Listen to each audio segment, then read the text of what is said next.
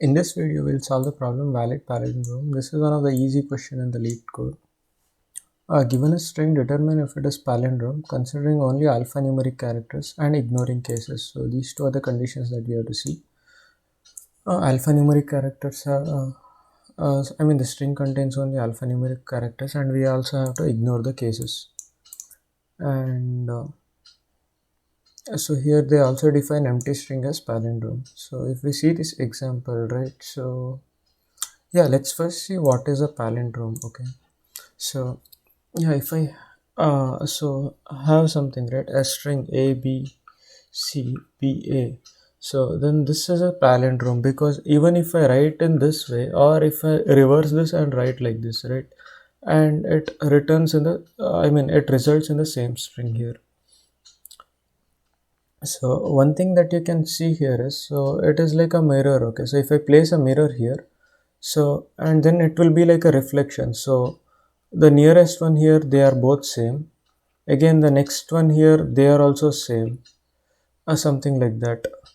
So if it is not a palindrome, say if it is a b c d, so then here, if when I place a mirror or something, so these two are not same, these are different, and something like that, right? So what we can do is, so we can use two pointers here. Okay, so I'll keep one pointer at the start and another at the end, and I keep on comparing. So here it is a, right, and here also it is a. We should ignore the cases, and then it is same.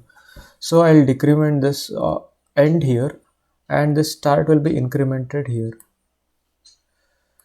So now again I compare this m and m, so both are same. So again I increment this start here and decrement this here, and now again it is a and a, which is both same. So again start gets incremented and this end gets decremented. Here it is n, and here also it is n. So again I increment this, decrement the end here and increment the start. Okay, so start gets incremented to this comma. Okay, so since it's not a valid alphanumeric, so I just skip it, and again I increment this, and when I increment again, I get this empty space. Again, it's not a valid alphanumeric, so again I increment this. So I have to ignore all those things that are not alphanumeric basically. And this a and this a, right here, they are same. So what I do, I again decrement this and increment. When I increment, I get a space. So since it's not alphanumeric, I increment this here. I go to p, here also it's p.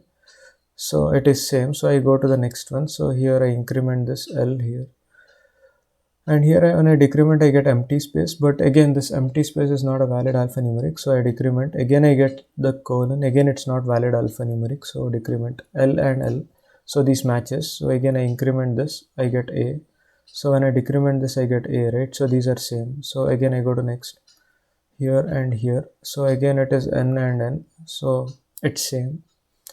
So I go next, it is comma, not valid. So I go next, which is space, again not valid. Next A.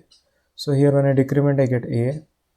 So they are same, right? So again I increment here, this is space, and again I increment and I decrement. So here start and end, they both point at the same place. So I can terminate it here. This is like, if you keep a mirror, this is the place where you keep it. So yeah, this way you can solve this. But so let's see what happens when I do it for this one. So here, okay, this is quite big. Yeah. So here R and R, okay, so both are same. So what I do, I increment this pointer and decrement this. Again I get A and A, so I increment this and decrement this. Here I get C and C, they are same, so I increment this and decrement here. Here it's a space, right? So it's not a valid alphanumeric, so I decrement A. But here what I get, here it is E and here it is A. So these both are different, right? So I return false because this is not a valid one. So whereas here it was true. Because I reached this the terminating condition, and still I didn't find anywhere this getting violated like a different characters. So in the next video, let's see how we can code this.